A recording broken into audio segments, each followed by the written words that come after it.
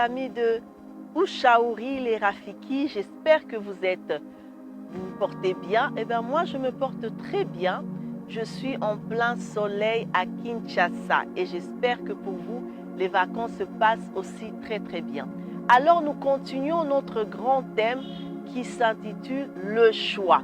Et nous terminons avec la dernière partie qui parle de la responsabilité que nous avons des conséquences dans les mauvais choix que nous faisons et la grâce de Dieu, parce que Dieu fait toujours grâce. Alors notre passage clé d'aujourd'hui se trouve dans Genèse chapitre 4, le verset 7.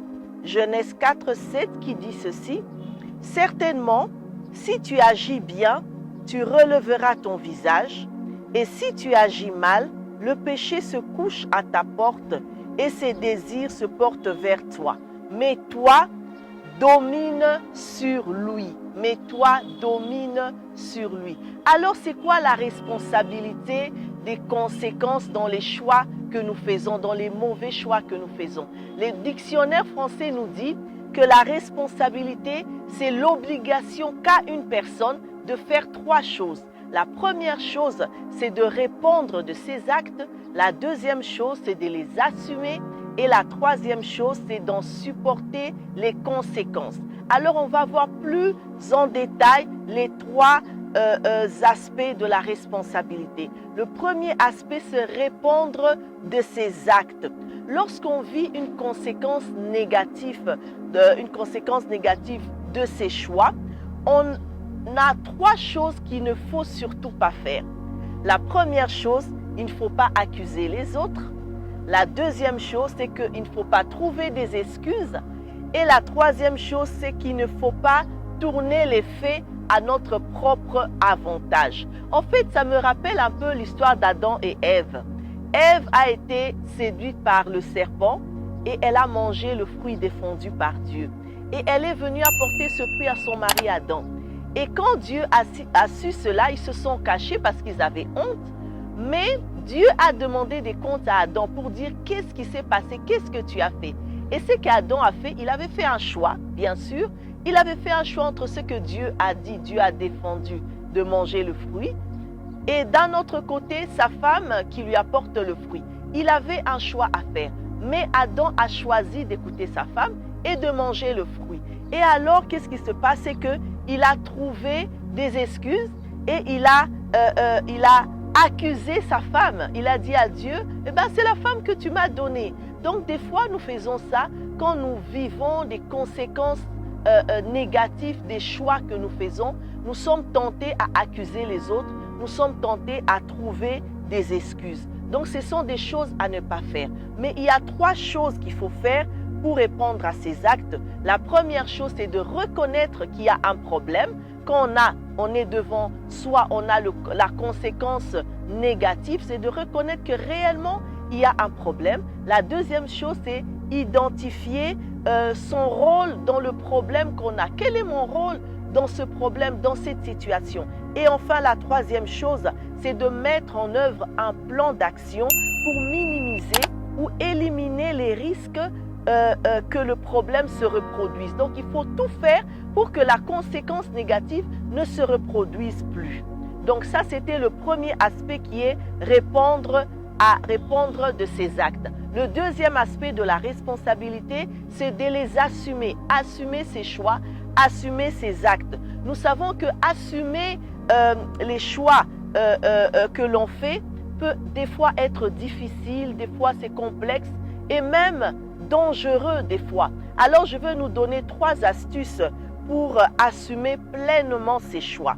La première astuce, c'est d'agir en leader en oubliant le regard des autres. C'est vrai que quand on vit une conséquence négative, on a le regard des autres sur soi. Ce regard accusateur, ce regard qui juge, ce regard négatif. Mais pour s'en sortir, pour assumer la conséquence négative, eh ben, il faut agir en leader et en oubliant le regard des autres. La deuxième astuce, c'est ne pas laisser la place au doute. C'est vrai que des fois, une voix parle en nous pour dire est-ce que cette fois-ci ça va aller, regarde les conséquences négatives sont là, tu ne vas pas t'en sortir, ça et ça. Mais il ne faut pas écouter cette voix-là. Donc il ne faut pas laisser la place au doute. Tu as pris une décision de t'en sortir, va droit dans ces décisions-là. Et la troisième astuce, c'est ne pas fuir quand la situation tourne mal. Ne pas fuir. On peut fuir de différentes façons. On peut fuir en changeant carrément d'environnement. On peut fuir en mettant fin à une relation humaine. On peut fuir en choisissant la mort carrément. Ça me rappelle même l'histoire de Judas, le disciple de Jésus. Quand il a accusé Jésus et qu'il a trahi Jésus, qu'est-ce qu'il a fait? Il est parti, il a regretté, mais il a fui. Il a fui par la mort. Il aurait pu assumer la responsabilité de ses actes et revenir à Jésus, se repentir, obéir, mais il a choisi de mourir. Donc, il y a malheureusement des gens qui ne supportent pas la conséquence négative et qui se suicident, qui meurent. Ne sois pas de ces personnes-là. Dieu t'a donné une vie et Dieu a un plan merveilleux pour ta vie. Ne mets pas fin à ta vie. Il y a toujours une solution, quel que soit le problème. Eh bien, nous continuons. Le troisième aspect dans la responsabilité, c'est supporter les conséquences. Il y a une chose d'assumer, mais il y a aussi une autre chose, c'est de supporter les conséquences. Supporter, c'est quoi? Supporter, c'est porter sur soi.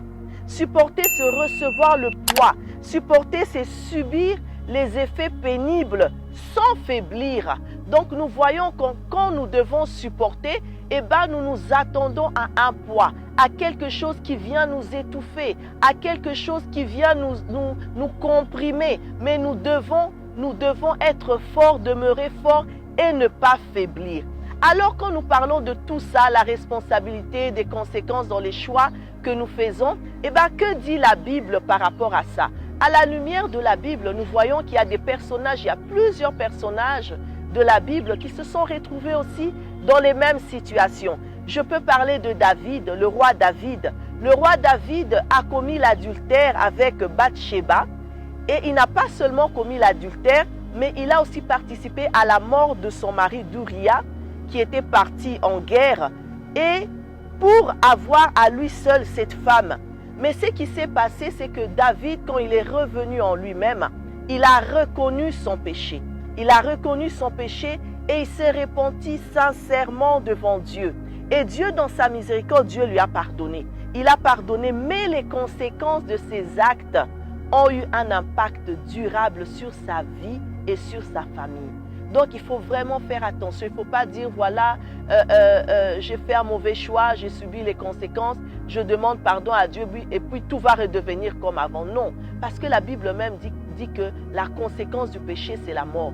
La grâce de Dieu est là, la grâce de Dieu est disponible. Mais il faut savoir que Dieu ne peut malgré cela nous empêcher de vivre les conséquences négatives de nos choix.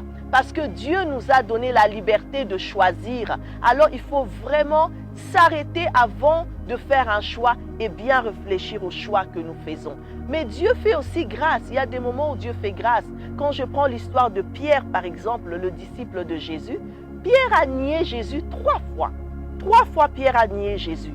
Mais malgré sa trahison, on voit qu'après la résurrection de Jésus, Pierre a été restauré. Jésus a restauré Pierre et l'a utilisé de manière puissante pour fonder l'Église. Donc jusqu'à présent, nous connaissons l'histoire de Pierre et Pierre, malgré qu'il avait trahi Jésus, il s'est repenti, mais il est revenu à Dieu et Dieu l'a utilisé puissamment. On voit et on peut lire dans la Bible des grandes choses, des miracles que Pierre a accomplis et Pierre est vraiment notre modèle, notre exemple aujourd'hui. Alors c'est pour dire que tu as fait un mauvais choix. C'est peut-être dans le mariage. Tu as peut-être choisi un mauvais conjoint et maintenant tu subis les conséquences négatives. Qu'est-ce qu'il faut faire?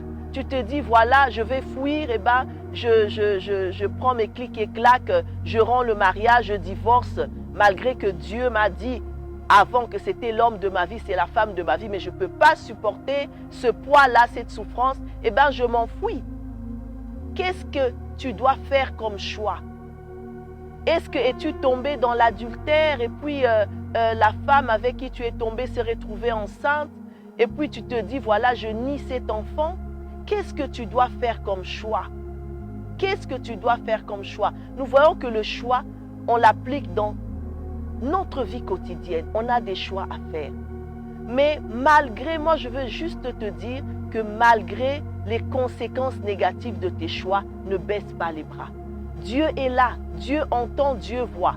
Si tu regrettes sincèrement comme le roi David qui a regretté, comme Pierre qui a regretté, tu regrettes sincèrement, tu demandes pardon à Dieu, tu te répands, tu fais tout, tu mets tout en œuvre pour que le problème ne se reproduise plus. Dieu écoute, Dieu entend. Et si tu décides dorénavant d'obéir à Dieu et de mettre Dieu devant tes choix, je suis sûre que Dieu ne t'abandonnera pas. Ça sera peut-être une saison que tu passes, une saison noire, une saison difficile où tu subis les conséquences, mais je t'assure qu'à la fin, Dieu sera toujours là et Dieu va te relever. Dieu va te sortir de ta honte. Dieu va essuyer tes larmes. Dieu va t'élever. Alors n'oublie pas Dieu dans les choix que tu fais. Voilà, je voudrais vraiment que nous puissions passer un temps dans la prière. Si tu peux te joindre à moi et nous allons prier. Éternel notre Dieu, nous te rendons grâce et nous te bénissons. Merci Seigneur pour ce moment où tu nous permets encore de parler, d'approfondir sur les responsabilités que nous avons dans les mauvais choix que nous faisons. Oh combien des fois nous faisons des mauvais choix parce que nous ne connaissons pas l'avenir. Des fois tu nous parles par ton Esprit Saint, mais nous refusons d'écouter ta voix. Nous désobéissons à ta voix parce que nos sentiments sont plus forts, parce que notre chair décide à notre place et nous oublions ta voix, nous oublions de t'écouter, nous oublions de marcher dans tes voies. Seigneur, ce jour, je viens prier pour un frère, pour une sœur qui est dans cette situation, qui a fait un choix, mais pensant que ce choix aurait des bonnes conséquences. Mais malheureusement, ce choix a eu des mauvaises conséquences et cette personne vit des points forts négatifs dans sa vie et peut-être dans sa famille, dans les vies des gens qui l'entourent à cause de choix que cette personne a fait. Je prie, Seigneur, que tu puisses permettre à cette personne, tout d'abord, Seigneur, de reconnaître le problème qu'il y a. Et ensuite, Seigneur, de s'identifier par rapport à ce problème, de reconnaître le tort, le mal, l'erreur qu'il a faite.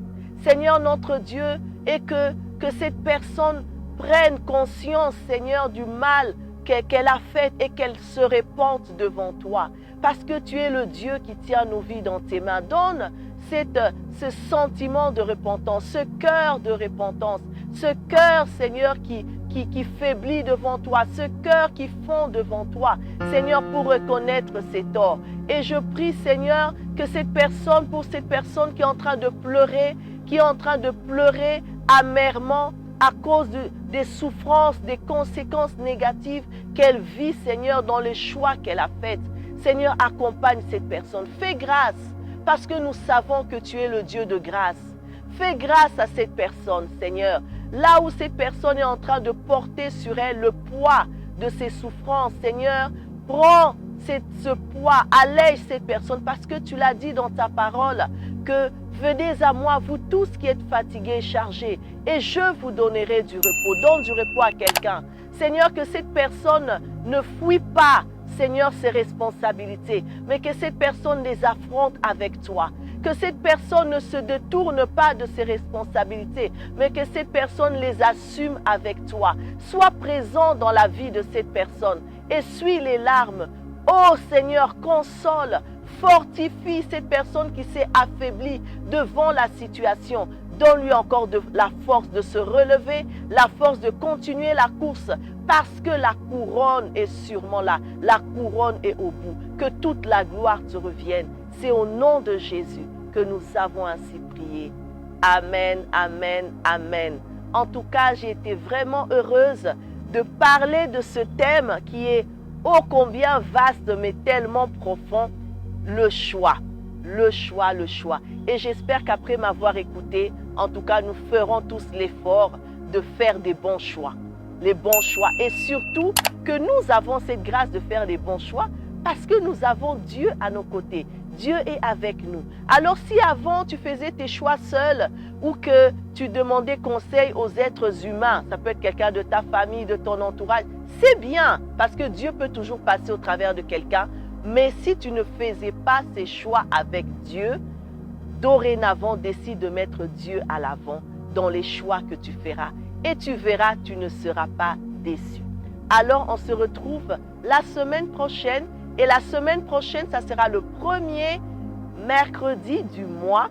Et donc, nous aurons un témoignage. Alors, invite, parce que nous aurons un témoignage très, très édifiant et très profond. Alors que Dieu vous bénisse et bonne semaine.